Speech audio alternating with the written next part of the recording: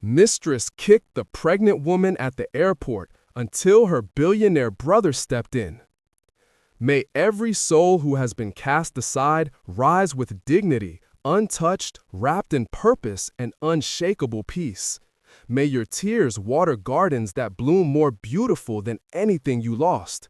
May your strength multiply in the faces of those who doubted you, and may your story become the lighthouse for others lost in storms.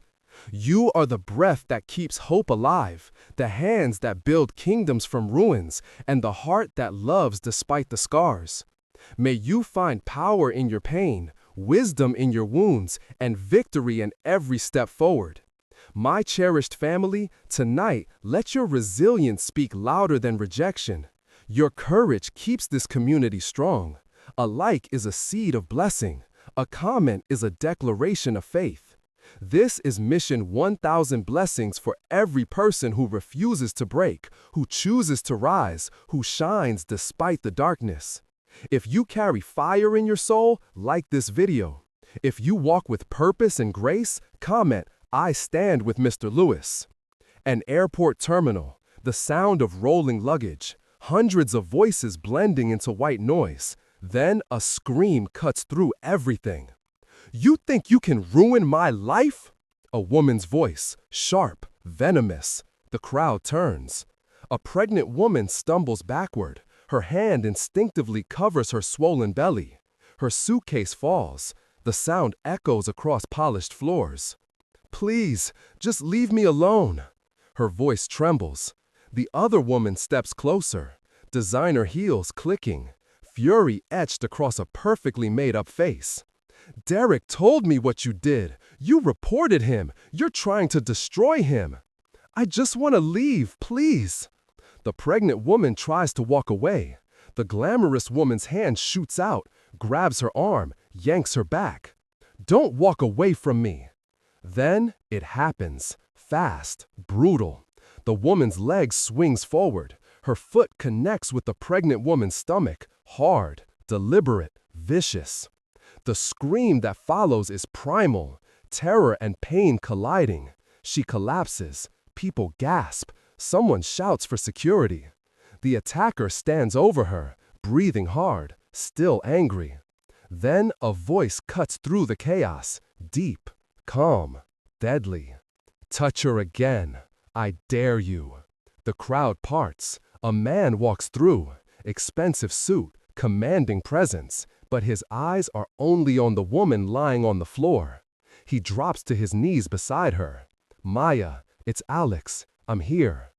She looks up at him, tears streaming, disbelief in her eyes. "Alex!" His hand hovers protectively over her. His voice remains calm, but his eyes burn with controlled rage. "Don't move. Ambulance is coming." He stands, turns to face the woman who attacked his sister, and for the first time in 8 years, Alexander Chen is about to use his billions not to build an empire, but to protect the only family he has left. This is a story about power, about justice, about the moment when wealth meets love and changes everything. Tell us in the comments where you're watching from, and if you believe someone should have stood up sooner, hit that like button. This story is just beginning. 6 hours earlier, the sun hadn't yet risen over Los Angeles. Maya Chen sat on the edge of her mattress in a tiny studio apartment. 27 years old, 8 months pregnant, exhausted in ways that went deeper than physical tiredness. She looked around the sparse room. A suitcase lay open on the floor, nearly packed, just a few items left. She reached for a framed photograph on the small nightstand. Her mother, taken 15 years ago, before the cancer, before the treatments, before everything fell apart. Maya's fingers traced the frame. "I wish you were here, Mom. I wish you could tell me I'm doing the right thing." Her other hand moved to her belly, felt the baby shift inside her. A small kick against her palm. Maya managed a tired smile. "We're gonna be okay, little one. San Francisco. Fresh start. Away from him. Away from all of it." She placed the photo carefully in her suitcase, wedged between clothes to keep it safe. Then she stood slowly. Pregnancy made every movement deliberate. Her back ached, her feet were swollen, but none of that mattered. Today, she was leaving. Today, she was choosing freedom. Maya walked to the small bathroom, splashed cold water on her face, looked at herself in the mirror. Dark circles under her eyes, hair pulled back in a messy ponytail, a fading bruise on her left wrist, yellow now, almost gone. 3 weeks since she escaped, 3 weeks of hiding, of sleeping in shelters, of scraping together every dollar for this plane ticket. She pulled down her sleeve to cover the bruise, a habit now. Even though Derek wasn't here, even though she had a restraining order, the fear lived in her body like a second heartbeat. Her phone buzzed, a text from Jennifer, her friend in San Francisco, the one offering her a place to stay until she got on her feet. Flight still on time, can't wait to see you. You're so brave, Maya. Maya typed back quickly. Boarding at 9. See you this afternoon. Thank you for everything. She finished packing, zipped the suitcase. It wasn't heavy. Everything she owned fit in one bag now. Derek had taken everything else. The apartment they shared, her savings, her sense of safety. But he couldn't take this. He couldn't take her daughter, and he couldn't take her future. Maya called a rideshare, waited by the window watching the street. Every car that passed made her tense, waiting for Derek's black Mercedes, waiting for him to appear, to stop her, to hurt her again. But the street remained quiet. Dawn broke slowly over the city. When her ride arrived, she grabbed her suitcase, took one last look at the studio. It wasn't much, but it had been safe, anonymous, a place to breathe. Thank you, she whispered to the empty room. Then she locked the door and left. The drive to LAX took 40 minutes. Traffic was light. Maya sat in the back seat, one hand on her belly, watching the city pass by. She had lived in Los Angeles her whole life, but it didn't feel like home anymore. Home was supposed to be safe. This city held too many memories, too much pain. The driver tried to make small conversation. Flying somewhere nice? Maya nodded. San Francisco, visiting a friend. She didn't mention it was one way, that she wasn't visiting, that she was running. Some truths were too heavy to share with strangers. When they arrived at the airport, Maya tipped him with the last cash in her wallet, pulled her suitcase from the trunk, stood on the curb looking up at the terminal. LAX was massive, overwhelming. Thousands of people starting journeys. She was just one more. You can do this, she whispered to herself. Then she walked inside. The terminal buzzed with activity. Families hauling luggage, business travelers typing on laptops, couples holding hands. Maya moved through it all slowly, found her airline, checked in at a kiosk, the boarding pass printed. San Francisco, departure 9:15 a.m., gate 42. She went through security. The TSA agent looked at her belly. How far along? 8 months. You sure you should be flying? My doctor cleared me. It was true, barely. The free clinic doctor had signed the form, told her to stay hydrated, to walk around during the flight, to be careful. Maya had nodded, agreed to everything. She would have agreed to anything to get on that plane. Past security, she found a quiet corner, bought a bottle of water with her debit card, sat in an uncomfortable plastic chair, watched the departures board. Her flight was on time. Gate 42. Boarding in 90 minutes. Maya pulled out her phone, scrolled through old messages. Most were from Derek, before she blocked him, before the restraining order. His messages cycled through patterns she knew too well. Love bombing. You're everything to me. I can't live without you. Then control. Why aren't you answering? Where are you? Who are you with? Then rage. You're making me do this. This is your fault. You made me hurt you. She deleted the message thread, all of it, gone. Her thumb hovered over his contact. Then she deleted that too. Erased him from her phone like she was trying to erase him from her life. Another text came through, this one from an unknown number. Maya's chest tightened. How did he get a new number? How did he find her? She opened it with shaking hands. This is the LA Women's Shelter. Just checking in. You doing okay, Maya? Relief flooded through her. She typed back quickly. I'm good, flying out today. Thank you for everything. The response came fast. You're so strong. Safe travels. You've got this. Maya smiled. Actually smiled. For the first time in weeks. Time passed slowly. She watched people, families, solo travelers, an elderly couple holding hands, a young mother with twin toddlers looking exhausted. Everyone had somewhere to go. Everyone had a story. Finally, the announcement came. Flight 316 to San Francisco, now boarding at Gate 42. We'll begin with passengers needing extra time, families with small children, and our first-class passengers. Maya gathered her things, walked toward the gate. Her heart pounded. This was it. This was freedom. Just a few more hours. Just get on the plane. Get to San Francisco. Start over. She waited in line, Zone 3, economy. The line moved slowly. She shifted her weight, her back aching. Her daughter kicked again, impatient, ready to move. A flight attendant smiled at her as she approached. "Let me help you with that." She took Maya's suitcase, lifted it easily. Maya mumbled thanks, walked down the jet bridge. The plane loomed ahead. Safety, escape, a future. She found her seat, 23A, window. She had specifically chosen window, wanted to watch LA disappear beneath her, wanted to see the moment she left it all behind. Maya settled in carefully, buckled the seatbelt under her belly, placed her small backpack under the seat in front of her, took a breath. She was going to make it. Other passengers filed in. A businessman sat in the aisle seat, didn't acknowledge her, just opened his laptop. Maya was fine with that. She didn't want conversation. She wanted silence, peace. She looked out the window. Ground crew loading luggage, fuel trucks, other planes taxiing. The whole choreography of flight. Soon she would be part of it. Soon she would be gone. Then she heard it, a voice behind her, 3 rows back, loud, confident, familiar in a way that made her blood run cold. "No, I specifically requested an upgrade. Check again." Maya's hands went cold. She knew that voice. No, it couldn't be. Not here, not now. She turned slightly, carefully, just enough to see over her shoulder. Vanessa Morrison stood in the aisle. Designer dress, perfect hair, diamonds at her ears and throat.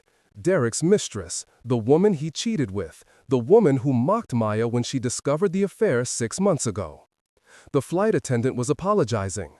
"I'm sorry, ma'am, the upgrade list is full, but you have a lovely first-class seat already." "I don't want first class, I want the suite. Do you know who I am?" Maya turned back quickly, heart hammering. Maybe Vanessa wouldn't see her. Maybe she would just go to her seat. Maybe this was a horrible coincidence and nothing more. But then Vanessa's voice got closer. "Excuse me, coming through." Maya kept her eyes on the window, tried to make herself small, invisible. Her hand moved to her belly, protective. "Please, just walk past. Please don't see me." Vanessa stopped, right at Maya's row. Maya could smell her perfume, expensive, overwhelming. Oh my God. Vanessa's voice dropped to something between shock and venom. "Maya." Maya didn't turn, didn't move, kept staring out the window. "Maya Chen, look at me." The businessman in the aisle seat glanced up, sensing trouble. Other passengers nearby went quiet, listening. Maya turned slowly, met Vanessa's eyes, saw the recognition, saw the rage building. "Hello, Vanessa." Maya's voice was barely a whisper. Vanessa's eyes dropped to Maya's belly, her expression twisted. "You're pregnant. 8 months. And you're on this flight, running away? Did Derek finally figure out what you are? Please leave me alone."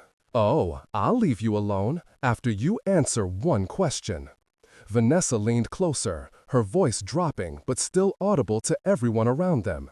"You're the one who reported him, aren't you? The police investigation? The restraining order? You're trying to destroy him because he chose me over you." Maya's chest tightened. She couldn't breathe. The walls of the plane felt too close. "I'm not discussing this with you. Please go to your seat." "He told me everything. How you lied, how you trapped him with that baby, how you're bitter and vindictive." "That's not true." Maya's voice broke. The flight attendant appeared, young, uncertain. "Ma'am, I need you to take your seat. We're preparing for departure." Vanessa straightened, her eyes never leaving Maya. Of course, sorry. But her tone said she wasn't sorry at all. She walked toward first class. Maya exhaled shakily. The businessman beside her looked uncomfortable. You okay? Maya nodded, didn't trust her voice. She turned back to the window, tried to calm her racing heart. It's fine. Vanessa is in first class, different section. Just get through the flight, then you're free. But 10 minutes later, the captain's voice came over the intercom. Folks, this is your captain speaking. We've got a mechanical indicator light that's come on. Nothing serious, but we need to have our maintenance team take a look. We're going to need everyone to deplane and wait at the gate. Shouldn't be more than 30 to 40 minutes. Sorry for the inconvenience. Groans rippled through the cabin. Maya's heart sank. No, not this. She needed to get on this plane, needed to leave, needed to be gone. But there was no choice. Passengers began standing, gathering belongings, filing back out.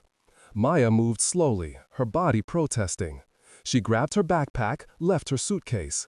They said 30 minutes, she'd be back. She walked up the jet bridge, back into the terminal. Gate 42 was suddenly crowded with displaced passengers, angry, frustrated, on phones. Maya looked for a quiet corner, found a seat near the window, away from the crowd, away from Vanessa. She sat down heavily, placed her hand on her belly. Just a little longer, baby girl. Just hold on a little longer. We're almost there. Maya pulled out her phone, texted Jennifer. Mechanical delay, might be late. The response came quickly.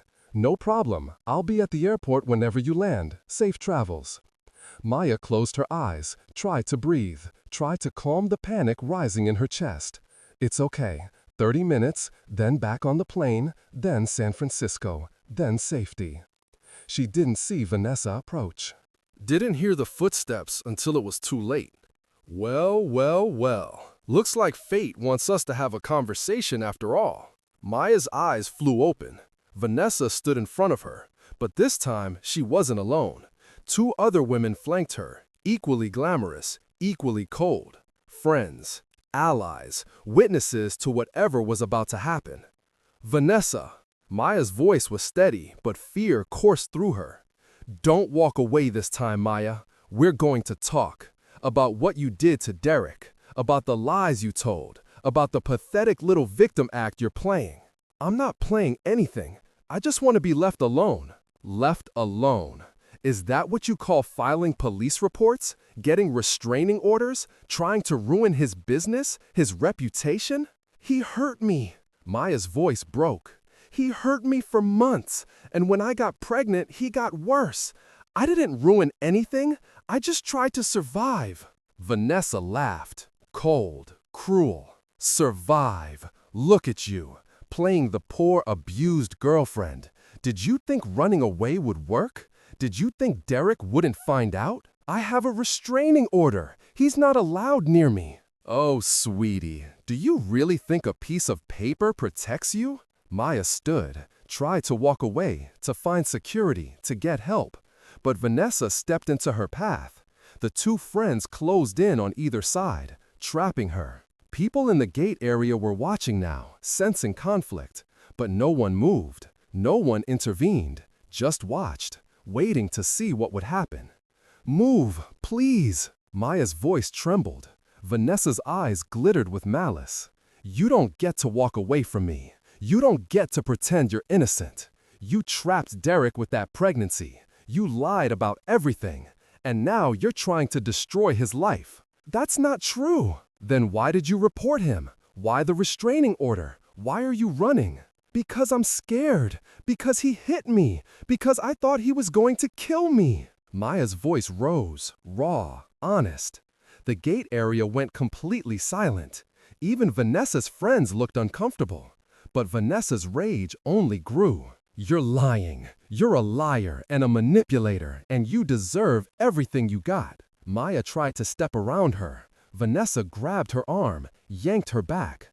Maya stumbled, her pregnant body off balance. She pulled her arm free. Don't touch me. Or what? You'll call your boyfriend? Oh, wait, you don't have one, because Derek finally saw you for what you are. Maya's chest heaved, tears streaming. She turned, tried to walk away, get to security, get anywhere but here. "Don't walk away from me!" Vanessa's voice rose to a shout. Then everything happened at once.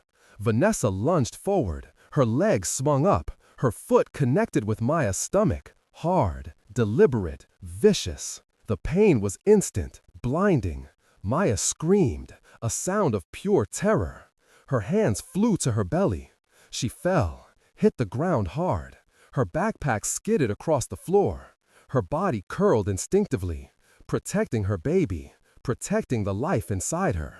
Gasps erupted through the gate area. Someone screamed. Vanessa stood over her, breathing hard, still angry.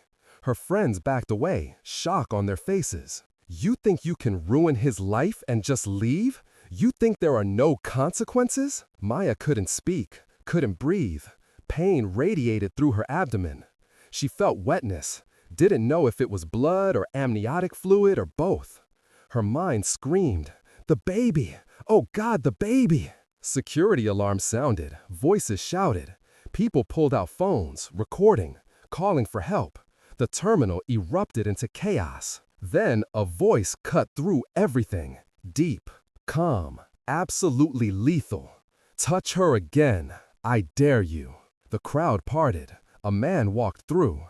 Late 30s, 6 feet tall, expensive tailored suit, dark hair, steel gray eyes that missed nothing. Commanding presence that made people instinctively move aside. Alexander Chen, tech billionaire, Forbes list, one of the most powerful men in Silicon Valley. But right now, none of that mattered, because the woman on the ground was his sister, the only family he had left, and someone had just hurt her. He moved past Vanessa without even looking at her, dropped to his knees beside Maya. His hands hovered over her, careful, gentle. "Maya, it's Alex. I'm here." Maya's eyes opened, tears streaming, pain etched across her face. She looked up at him, disbelief cutting through agony. "Alex!" Her voice was barely a whisper. He leaned closer. "Don't move. Ambulance is coming. You're going to be okay. Both of you." His voice was steady, but his hands shook. 8 years. 8 years since they spoke. Since the fight. Since their mother's funeral. Since he said things he couldn't take back. And now here she was, pregnant, hurt, terrified. And he had almost lost his chance. Security officers rushed over. Airport police. EMTs in the distance pushing through the crowd. Alexander stood slowly, turned to face Vanessa. She was backing away, her confidence crumbling under his gaze. "Who are you?" Her voice tried for bravado, failed. Alexander stepped toward her, his expression ice. "I'm her brother, and you just made the worst mistake of your life." He turned to the security officers. "Detain her. I want police here now. I want every camera angle from this terminal, every witness statement, every piece of evidence, and I want her arrested for aggravated assault." "You can't do this. Do you know who I am?" Vanessa's voice rose, desperate. Alexander's gaze finally landed on her. She flinched. "I don't care who you are. You assaulted a pregnant woman in front of hundreds of witnesses. You're done." "I was defending my boyfriend. She reported him. She lied." "Then you're both criminals." Alexander turned back to Maya. The EMTs had arrived, placing her on a gurney, checking vitals, pressing monitors against her belly, searching for the baby's heartbeat. "Is she okay? Please, is the baby okay?" Maya's voice was frantic. The lead paramedic adjusted equipment, an older man, calm, experienced. "We're checking now. Stay still for me." Then the sound filled the air. Beep, beep, beep. A heartbeat. Strong, steady. The baby. Maya's sob of relief echoed through the terminal. Alexander's eyes closed briefly. "Thank God. We need to transport her. Get her to the hospital. Check for internal injuries." The paramedic looked at Alexander. "Are you family?" "Her brother." "You can ride with us." Alexander nodded, turned to airport security. No one leaves. I want statements from everyone who saw what happened. And I want that security footage secured, now. Sir, we're handling it. I'm sure you are. But I'm also calling my attorneys. This will be airtight. Understand? The security chief nodded. Vanessa was being handcuffed now, still protesting, still claiming victim status. But the witnesses were already talking. Phones were already uploaded videos. The truth was already spreading. Alexander followed the gurney, stayed close to Maya, held her hand as they moved through the terminal, past gawking travelers, past cameras, past the gate where 30 minutes ago, everything was normal. In the ambulance, the paramedics worked quickly. Blood pressure, IV line, fetal monitoring. Maya's eyes stayed locked on the monitor, on the beeping that meant her daughter was still alive. Alexander sat on the small bench, his hand on Maya's, his mind racing. 8 years of silence, 8 years of regret, 8 years of wondering if she was okay, if she thought about him, if she hated him for the things he said. And now, this. He had been at LX for a business meeting in San Francisco, saw Maya at the gate, recognized her immediately, was working up the courage to approach her when the flight was delayed, watched her deplane, saw her find that seat by the window.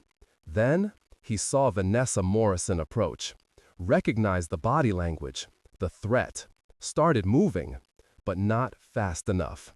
Not before the kick, not before Maya hit the ground. He should have moved faster, should have been there. 8 years too late for too many things. The hospital came into view. UCLA Medical Center, trauma unit. The ambulance pulled into the bay. Doors opened. Maya was rushed inside. Alexander followed. Gave information to intake, insurance, contact numbers, next of kin. When they asked about her medical history, he realized how little he knew. 8 years was a lifetime. He didn't know if she had allergies, didn't know her medical conditions, didn't know anything, except that she was his sister and she needed him.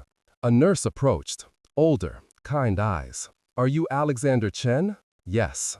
She handed him papers. "We need consent for treatment. You're listed as emergency contact." Alexander's eyes widened. Maya had listed him. After everything, after 8 years, she still listed him. He signed everything, then followed the nurse to a private waiting area. "The doctor will update you as soon as they've assessed her. It might be a while." Alexander nodded, sat down, pulled out his phone, made calls. First to his head of security. "I need everything on Vanessa Morrison. Everything. Background, criminal history, financial records, who she's connected to. I want it in an hour." Next, he called his personal attorney. "Marcus, I need you at UCLA Medical Center. Now. My sister was assaulted at LX. I want whoever did this prosecuted to the fullest extent. And I want civil suits prepared. What happened? Someone kicked her. She's 8 months pregnant. If anything happens to that baby." His voice broke. Marcus's tone shifted. "I'm on my way. 20 minutes." Alexander ended the call, sat in the quiet waiting room, his head in his hands. 8 years. 8 years of pride and stubbornness, of letting grief turn into anger, of choosing silence over reconciliation. Their mother had died of cancer, slow, painful, undignified. Alexander wanted to fight it, wanted experimental treatments, clinical trials. He had money. He could pay for anything. But Maya wanted hospice, wanted their mother comfortable, pain-free, at peace. They fought, bitterly. Alexander accused Maya of giving up, of not loving their mother enough. Maya accused Alexander of making it about control, about his ego, about not accepting that some things money couldn't fix. They said terrible things, things you can't unsay. And when their mother died, when the funeral ended, they went their separate ways. No goodbye, no reconciliation, just silence. Alexander hired investigators, checked on Maya from a distance, made sure she was safe, but never reached out, never called. Pride was a prison he couldn't escape. Until today. Until he saw her at the gate, pregnant, alone, looking terrified. And then, that woman kicked her. A doctor appeared, young, efficient, scrubs still clean. "Mr. Chen," Alexander stood. "How is she?" "Your sister is stable. The baby is stable. We're monitoring for placental abruption, internal bleeding, preterm labor. But right now, both are holding steady." "Can I see her?" "Room 312, third floor. She's awake." Alexander took the elevator, walked down sterile hallways, found room 312, knocked softly, pushed open the door. Maya lay in the hospital bed, IV in her arm, monitors beeping steadily. Her hand rested on her belly. Her eyes were closed. She looked small, fragile, so different from the sister he remembered. "Maya," his voice was gentle. Her eyes opened. Tears immediately filled them. "Alex." He crossed the room, pulled a chair close to the bed, sat down. "I'm here. I'm not going anywhere." "Why? Why were you there, at the airport?" "Business meeting in San Francisco. I saw you at the gate. I was going to come talk to you. Then the delay, then..." He couldn't finish. Maya's tears fell faster. "I thought I was going to lose her. When she kicked me, I thought..." "You're both okay. You're safe." "Am I? Is anywhere safe?" Alexander leaned forward. "Tell me everything. Who was that woman? Why did she attack you?" Maya took a shaky breath. Then she started talking. About Derek, about the charm that became control, the love that became violence, the pregnancy that made everything worse, the escape 3 weeks ago, the restraining order, the plan to start over in San Francisco, and Vanessa, Derek's mistress, the woman he cheated with, the woman who hated Maya for existing, for being the legitimate girlfriend, for filing complaints.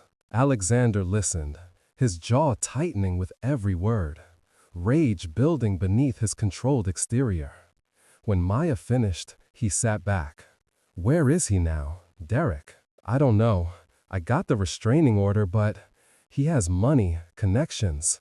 I'm scared he'll find me." Alexander pulled out his phone, made a call. "I need everything on Derek Morrison, real estate developer, Los Angeles. Background, financials, criminal history, lawsuits, everything. I want it in 2 hours." He hung up, looked at Maya. "He's not going to hurt you again. I promise you that." "You can't promise that. You don't know him. You don't know what he's capable of." "You're right, I don't. But he doesn't know what I'm capable of. And he's about to find out." Maya closed her eyes, fresh tears sliding down. "I'm so tired, Alex. I'm so tired of being scared." "Then rest. I'll keep watch." "Why are you doing this? We haven't spoken in 8 years. You don't owe me anything." Alexander reached out, took her hand carefully. "You're my sister. That never changed. I was angry. I was stupid. I said things I didn't mean. But I never stopped being your brother. I said terrible things too. We both did. Mom's death, it was hard. We handled it badly. I'm sorry for what I said, for how I left. I'm sorry too, for all of it." Silence stretched between them. Not uncomfortable, just present. 8 years of distance, of regret, of missed moments. It couldn't be fixed with one conversation. But it was a start. A nurse entered, checked Maya's vitals, smiled. "Everything looks good. Baby's heartbeat is strong. We're going to keep you for observation, at least 48 hours, but you're both doing well." When the nurse left, Maya looked at Alexander. "I can't afford this. The hospital, the bills." "Don't worry about that. Alex, I don't want your money. I don't want. It's not about money. It's about family. Let me help. Please." Maya's resistance crumbled. She was too tired, too scared, too overwhelmed. "Okay." Alexander's phone buzzed. His head of security. He stepped into the hallway, answered. "Talk to me." "Vanessa Morrison, 31 years old, married, to Derek Morrison's business partner. She's been having an affair with Derek for 2 years. Multiple complaints filed against her, harassment, assault, all settled quietly. Family has money. Father is a real estate mogul. Married to Derek's business partner. Yes, sir. It gets worse. Derek Morrison is under FBI investigation. Money laundering, real estate fraud. Multiple women have filed restraining orders. All were paid off, settled with NDAs. Get me copies of everything, and I want to talk to the FBI agent handling Derek's case.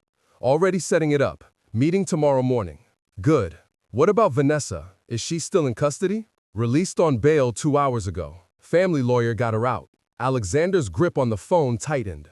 Find out what charges the DA is filing, and make sure they know I want to press charges, civil and criminal. Understood, sir. Alexander ended the call, stood in the hallway, his mind working through scenarios, strategies. 8 years building a tech empire taught him how to fight battles. This would be no different, except this time it wasn't about market share or quarterly earnings. This was about protecting his sister, and he would use every resource he had. He walked back into Maya's room. She was asleep, her hands still on her belly. The monitor beeped steadily, her daughter's heartbeat, strong, alive. Alexander pulled the chair closer, sat down, and for the first time in 8 years, he allowed himself to feel the weight of everything he'd lost, everything he'd missed, and everything he was determined not to lose again. Outside, the sun set over Los Angeles. The city glowed in twilight. And in room 312, 2 siblings who thought they'd lost each other forever began the slow, careful work of becoming family again. The morning sun filtered through the hospital blinds. Pale gold light painted stripes across the white walls. Maya stirred. Her eyes opened slowly. For a moment, she forgot where she was. Then the weight of yesterday crashed back. The airport, Vanessa, the kick, the pain. Her hand flew to her belly, felt movement. Relief flooded through her. Still there, still alive, still fighting. She turned her head. Alexander sat in the chair beside her bed, his expensive suit wrinkled, his tie loosened, his head resting against the wall, asleep. He had stayed all night. Maya studied her brother's face. 8 years older, lines around his eyes that hadn't been there before. Gray threading through his dark hair at the temples. He looked tired, but he was here. After everything, after the silence, after the pain, he was here. "Alex?" she whispered. His eyes opened immediately, alert despite obvious exhaustion. "Hey, how are you feeling?" "Sore, scared, but okay." He sat forward, rubbed his face. "The doctor came by an hour ago. Said your vitals are good. Baby's heartbeat is strong. They want to keep monitoring, but you're stable." "What time is it?" 7:30. "I ordered you breakfast. Real breakfast, not hospital food." "You didn't have to do that." "Yes, I did." A nurse entered, young, efficient, checked Maya's monitors, smiled. "Good morning. Everything looks great. Doctor will be by around 9 for rounds. How's the pain?" "Manageable. Scale of 1 to 10. Maybe a 5. I can get you something for that. Safe for the baby." "Thank you." The nurse left. Maya looked at Alexander. "You should go home. Shower, sleep in a real bed." "I'm not leaving." "Alex, you can't stay here forever. Watch me." His tone was light, but his eyes were serious. Maya felt tears prick. She blinked them back. "I'm not used to this. People staying, people caring. Get used to it." A knock at the door interrupted them. A man in his 50s entered. Expensive suit, leather briefcase, sharp eyes that assessed everything. "Mr. Chen, Miss Chen. I'm Marcus Webb, Alexander's attorney." Alexander stood, shook his hand. "Thanks for coming." "Maya, this is the attorney I told you about." Marcus pulled a chair over, sat down, opened his briefcase. "I've reviewed the situation. Airport security footage, witness statements, medical reports. We have an airtight case against Vanessa Morrison. Aggravated assault, assault on a pregnant woman, reckless endangerment. What are the charges?" "The DA is filing assault with great bodily injury. If convicted, she's looking at 5 to 8 years. Maya's breath caught. 8 years? She kicked you while you were 8 months pregnant, Miss Chen, in front of hundreds of witnesses. The law takes that seriously. What about Derek, her boyfriend, my ex?" Marcus exchanged a glance with Alexander, then looked back at Maya. "That's where things get interesting. Derek Morrison is under FBI investigation. Money laundering, real estate fraud, wire fraud. They've been building a case for 18 months. Maya's eyes widened. I didn't know. They keep those investigations quiet. But when I made some calls, when I mentioned your name, they got very interested. Why? Because you were in a relationship with him. You lived with him. You might have information, even if you don't realize it. I don't know anything about his business. You might know more than you think. Financial documents, conversations, phone calls. The FBI wants to talk to you. No, I can't. I'm trying to get away from him.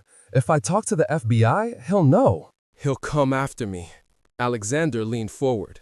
He already knows where you were yesterday. Airport, flight to San Francisco. He probably knows you're in this hospital. If we're going to stop him, really stop him, we need to go on offense. I'm 8 months pregnant. I can't fight him. You don't have to fight alone. Marcus pulled documents from his briefcase. I've prepared a civil lawsuit against both Vanessa and Derek. Assault, intentional infliction of emotional distress. We're asking for $5 million in damages. But more importantly, we're asking for an injunction. Court-ordered protection that goes beyond a restraining order. Will that even work? Restraining orders are just paper. This would have teeth. Violation means immediate arrest, federal charges, and with the FBI investigation, with the evidence we're building, Derek won't risk it. Maya looked at Alexander, then at Marcus. What do you need from me? Your story. Everything. I know it's hard. But if we're going to protect you and your daughter, we need the full picture. Maya took a breath, nodded, and then she started talking. Not just about yesterday, but about everything. How she met Derek 2 years ago. How charming he was at first. How quickly it changed. The first time he grabbed her wrist too hard. The first time he screamed in her face. The first time he hit her. She talked about the isolation. How he convinced her to quit her job, to stop seeing friends. How he controlled the money, made her ask permission for everything. How she believed it was love, that his jealousy meant he cared, that his anger was her fault. She talked about getting pregnant, how he was furious at first, called her careless, stupid, then decided the baby could be useful, keep her tied to him. But as her pregnancy progressed, as she became less available to him, less focused on his needs, the violence escalated. She talked about discovering Vanessa, finding messages on Derek's phone, confronting him, the beating that followed, how he told her Vanessa was none of her business, that Maya should be grateful he still wanted her. And finally, she talked about the night 3 weeks ago, when Derek came home drunk, furious about a business deal, shoved her against the wall, his hand around her throat, her vision going dark, feeling the baby kick frantically, thinking, this is it. This is how I die. But then his phone rang.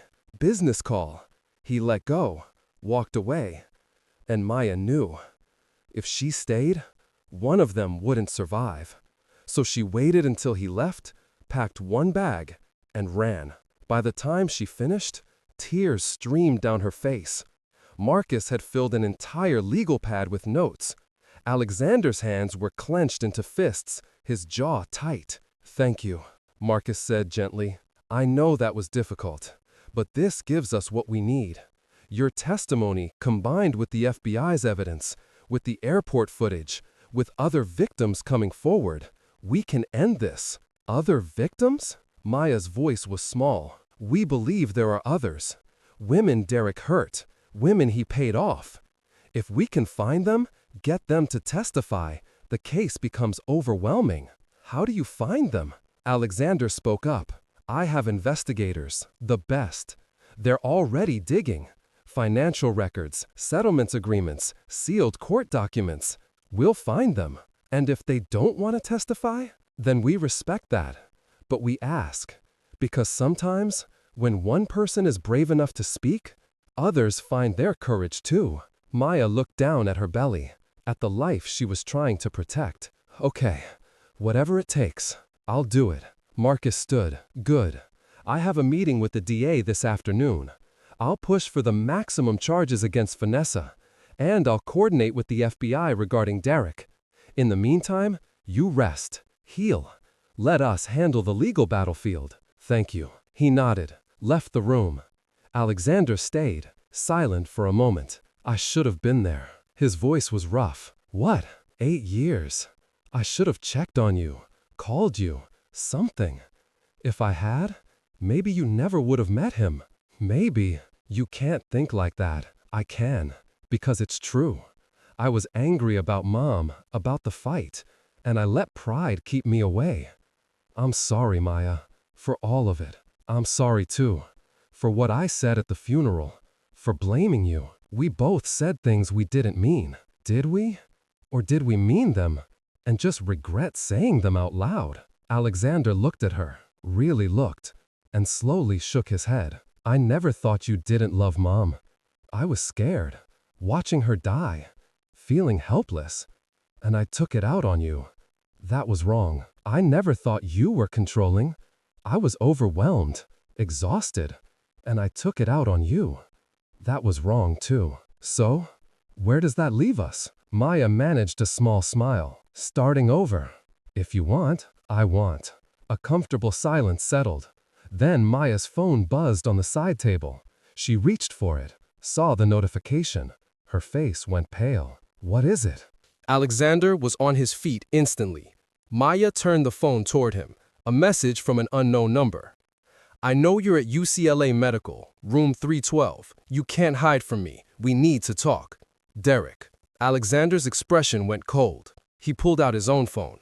How did he get past the restraining order? It's a text, not physical contact. Technically not a violation. That's about to change. Alexander made a call. Security, hospital security, and his personal team. Within 15 minutes, 2 security guards were posted outside Maya's room. Alexander's head of security, a man named James, arrived to coordinate. No one gets in without approval. No visitors, no hospital staff we haven't vetted. And if Derek Morrison shows his face, you detain him and call LAPD immediately. Understood, sir. Alexander turned to Maya. You're safe, I promise. He's not going to stop. Then neither will I.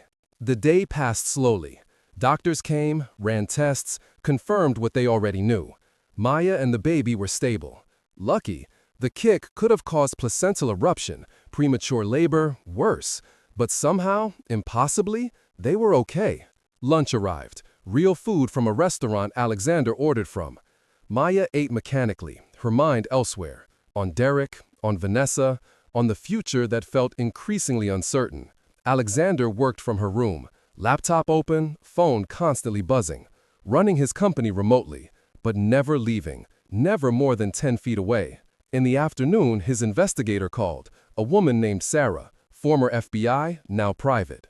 I found 3 women, all ex-girlfriends of Derek Morrison, all signed NDAs, all received settlements ranging from $50,000 to $200,000. Will they talk? 2 said no, too scared. But one, Jessica Price, she's willing to meet. She saw the airport footage, said she's been waiting for someone to take him down. Set it up, tomorrow if possible. Already done, 2 p.m. at your office. Good work. Alexander relayed the information to Maya. She listened, processing.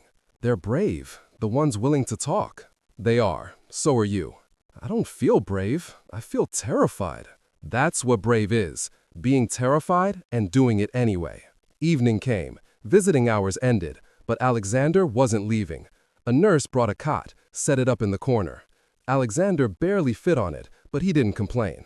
Maya watched him settle in. You really don't have to stay. Yes, I do. Why? Because 8 years ago, I walked away, and I've regretted it every day since. I'm not walking away again. Maya's throat tightened. She turned toward the window, watched the city lights flicker to life below. I missed you. Her voice was barely audible, but Alexander heard. I missed you too. That night, Maya woke to cramping. Not contractions, just Braxton Hicks, practice contractions. Uncomfortable but normal. Still, her heart raced. She placed her hand on her belly, breathed through it. Alexander was awake immediately. You okay? Just false labor. It's normal. Should I call the nurse? No, it's passing. He didn't go back to sleep, though, just watched, ready, in case she needed him. When morning came, Maya felt stronger. The cramping had stopped. The baby was active, kicking regularly. Life continuing, despite everything trying to stop it.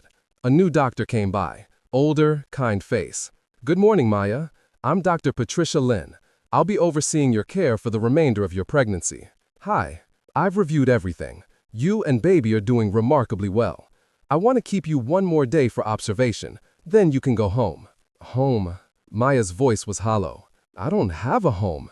I was supposed to fly to San Francisco yesterday." Dr. Lin glanced at Alexander, then back at Maya. "Where were you planning to stay? After discharge?" "With a friend, in San Francisco. I was starting over." "That's still possible, once we're sure you're stable." "But Derek knows I'm here. He'll find me wherever I go." Alexander stepped forward. "No, he won't, because you're not going to San Francisco. You're staying in Los Angeles. With me." Maya's eyes widened. "What?" "I have a house in Malibu, gated, security, guest house separate from the main residence. You'll have privacy, safety, whatever you need." "Alex, I can't." "Yes, you can, and you will, at least until after the baby is born, until Derek is in prison where he belongs. That could take months. Then you'll stay months." "I don't want charity." "It's not charity. It's family." Dr. Lin smiled. "Sounds like you have a plan. Good. Maya, you need minimal stress, safe environment, support system. This sounds ideal." After the doctor left, Maya looked at Alexander. "Are you sure?" "I've never been more sure of anything." "What about your life, your company? You can't just drop everything." "I'm not dropping anything. I'm reprioritizing. You and your daughter come first." "Our daughter?" Alexander's expression softened. "I'm going to be Uncle Alex. That makes her family." Which means protecting her is my job too. Tears spilled down Maya's cheeks. Happy tears this time. Alexander handed her a tissue. "Stop crying. You'll make me cry. And billionaires aren't supposed to cry." That made her laugh. Watery but real. The first laugh in weeks. At 2 p.m., Alexander left for his meeting with Jessica Price. He didn't want to leave Maya alone, but security was stationed outside, and Marcus was on his way to sit with her during a meeting with the FBI. Alexander's office was downtown, 40th floor, panoramic views of Los Angeles. His assistant showed Jessica into the conference room. She was 32, blonde, nervous. "Thank you for coming." Alexander shook her hand, gestured to a seat. His attorney and investigator joined them. "I saw what happened at the airport." Jessica's voice trembled. "When I saw Maya on the ground, pregnant, it could have been me. 3 years ago, it almost was me." "Tell me what happened." "Derek and I dated for 18 months. He was charming at first, successful, attentive, but it changed. He became controlling, jealous, then violent." "Did you report it?" "Once. I called the police after he gave me a black eye. They arrested him, but his lawyers got the charges dropped. Then they came to me with an offer, $75,000, an NDA, dropped the complaint." "And you took it?" "I was scared, alone. I thought the money would help me start over, and it did. But I've lived with the guilt, knowing he was probably hurting someone else." "He was." Alexander slid a folder across the table. Medical photos of Maya's bruises, police reports, the restraining order. "This is my sister. She escaped him 3 weeks ago. And now his mistress kicked her at the airport, nearly killed her baby." Jessica's hands shook as she looked through the documents. "I'll testify. Whatever you need, I'll do it." "Thank you." Alexander's phone buzzed. "Maya." He excused himself. Answered. "What's wrong?" "The FBI is here. They're asking questions I don't know how to answer." "I'm on my way. 20 minutes. Marcus is there, right?" "Yes, but..." "Put him on." Marcus's voice came through. "She's fine, just overwhelmed. Take your time." Alexander ended the call, looked at Jessica. "I have to go, but my team will take your statement, get everything documented. And Jessica, thank you. You're helping save my sister's life. She's lucky to have you. I'm lucky to have her." Alexander drove back to the hospital, faster than he should have. Found Maya's room. The FBI agents were professional, patient, but Maya looked exhausted. "That's enough for today." Alexander's voice cut through. "My sister needs rest. The lead agent, a woman in her 40s named Chen, nodded. "We have what we need for now. Thank you, Miss Chen. We'll be in touch." After they left, Maya exhaled. They asked about financial documents, bank accounts, properties. I don't know anything. I feel useless. You're not useless. You're a witness. That's enough. Is it? Is any of this enough? Alexander sat beside her. Yes, because every piece of evidence, every witness, every testimony, it builds like a wall. And eventually, that wall becomes so strong that Derek can't break through, can't buy his way out, can't hurt anyone else. I want to believe that. Then believe it, because it's true. That evening, Marcus returned with news.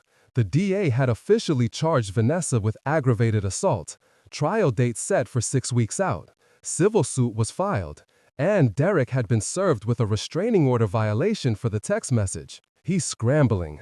His attorneys filed motions to dismiss, but they're weak. The evidence is too strong. What about the FBI case? Moving forward, they're preparing to arrest him, likely within the week. Maya's relief was palpable. It's really happening. It's really happening. The next morning, Maya was discharged. Dr. Lin gave her strict instructions. Bed rest, minimal stress, weekly checkups. Any cramping or bleeding, come back immediately. Alexander had arranged everything. A car waiting, security following. The drive to Malibu took an hour. Through canyons, along the coast, finally through a gated entrance. The house was beautiful, modern, glass and ocean views. But Alexander drove past it, to a smaller structure behind, the guest house. "This is yours. 2 bedrooms, full kitchen, privacy. But I'm right there if you need me." He carried her suitcase inside. The space was already furnished, comfortable, light. A crib had been set up in the second bedroom.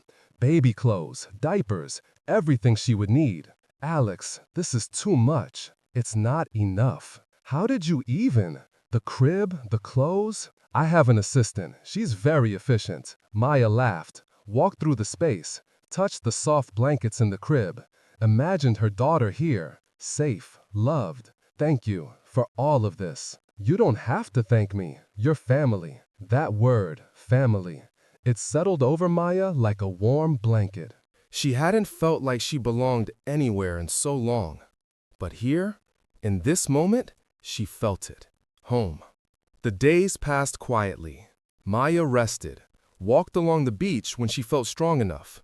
Alexander checked on her constantly, brought meals, sat with her in the evenings, talked about nothing important, and sometimes about everything important.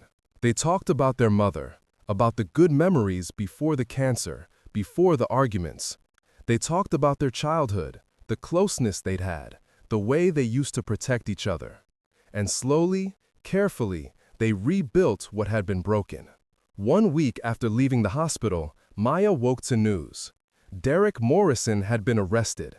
The FBI raided his office, his home, seized computers, documents, financial records. He was being held without bail. Marcus called with updates. 23 counts, fraud, money laundering, racketeering. He's looking at 20 years minimum. Maya sat on the couch, one hand on her belly, processing. Is it over? Not yet, but it's close.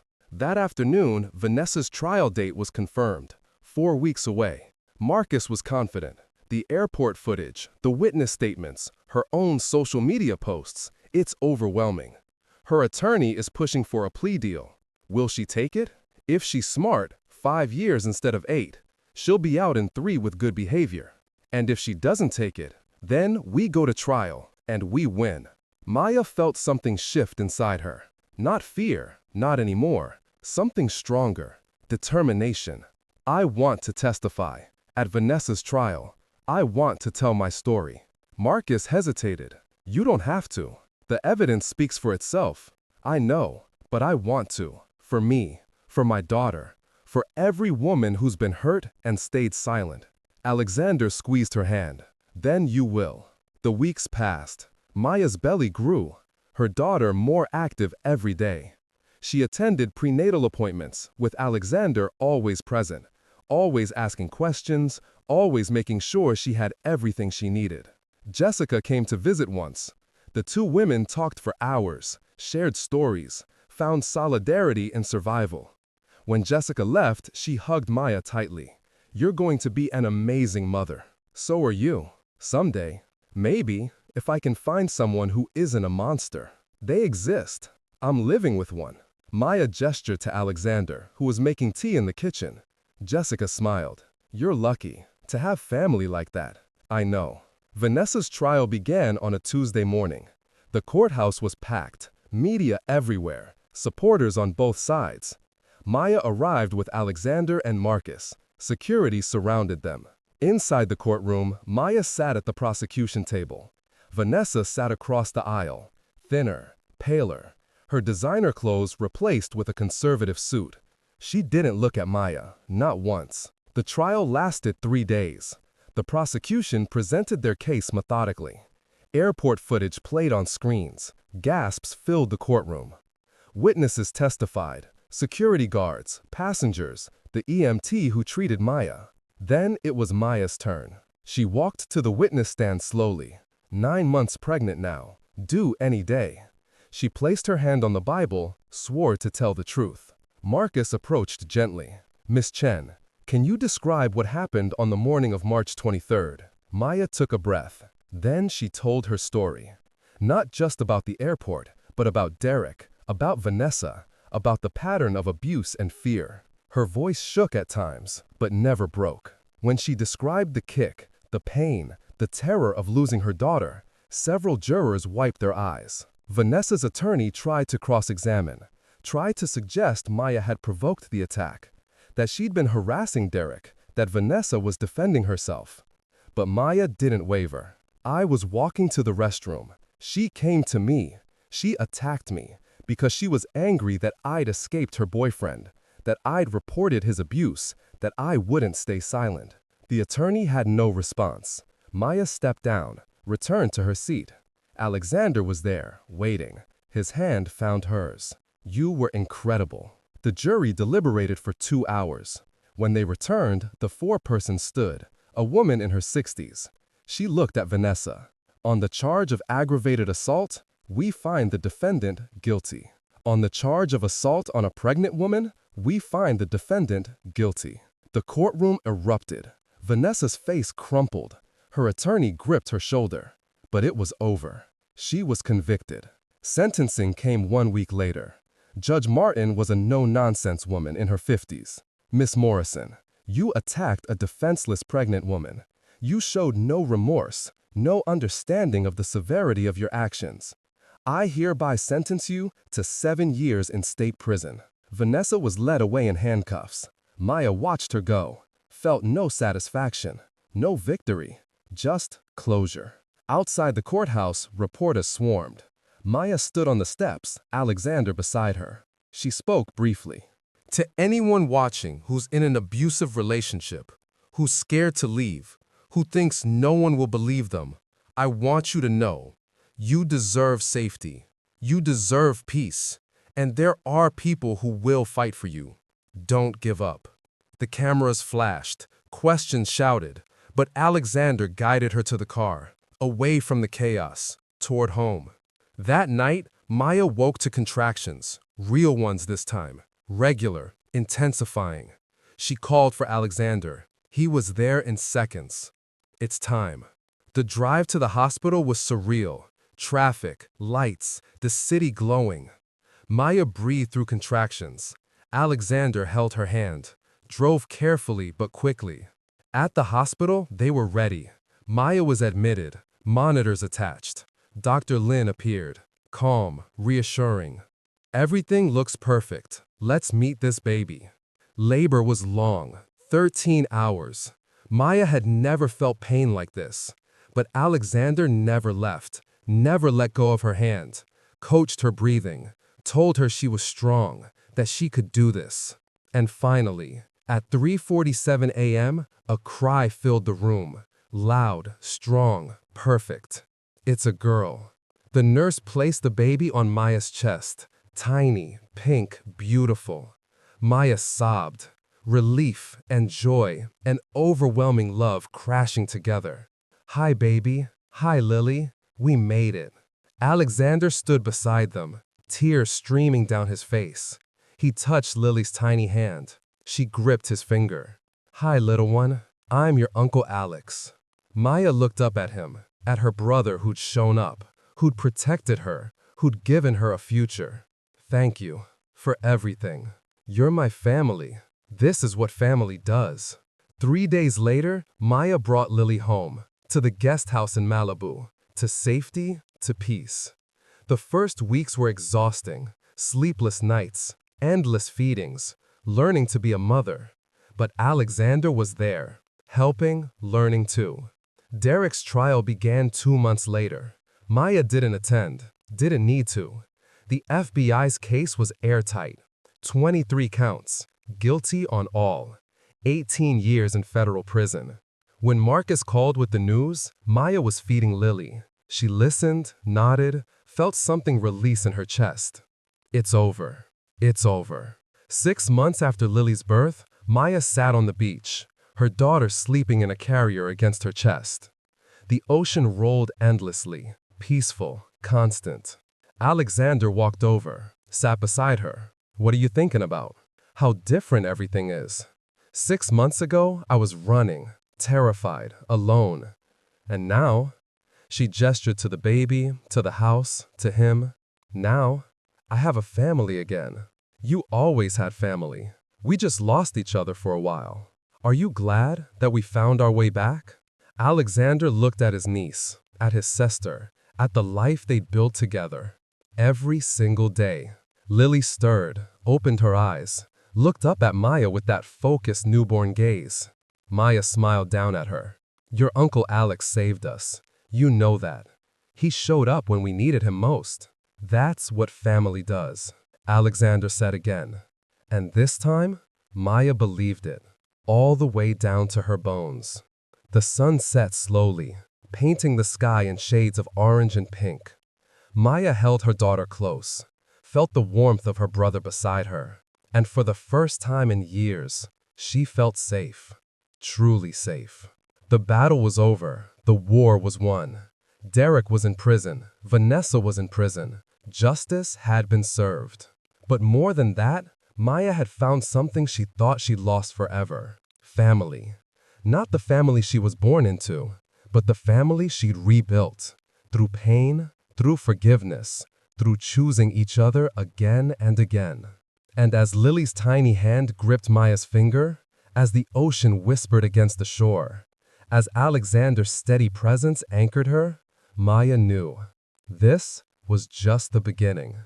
The best part of the story, the part about healing and growing and building a life worth living, that part was just starting, and it was going to be beautiful. This story touched your heart. If you believe in the power of family, of second chances, of using privilege to protect rather than harm, leave a comment. Tell us where you're watching from. Tell us your story if you're brave enough. And if you believe stories like this matter, stories about survival, about justice, about love that shows up even after years of silence, then hit that subscribe button. Because every week, Untold Desires by Mr. Lewis brings you narratives that inspire, that challenge, that remind us what it means to be human. This story teaches us that wealth without character is empty, but wealth with compassion can change lives. That family isn't just blood, it's showing up. It's choosing love over pride. It's protecting those who can't protect themselves. Alexander didn't use his money to buy silence. He used it to give his sister a voice, to give his niece a future, to prove that real power isn't dominating others, it's lifting them up. Thank you for watching. Thank you for believing. And remember, You are never as alone as you feel. Your voice matters, your story matters, and somewhere, someone is waiting to show up for you the way Alexander showed up for Maya. Until next time, stay strong, stay brave, and never, ever give up. This is Untold Desires by Mr. Lewis, and this is what justice looks like.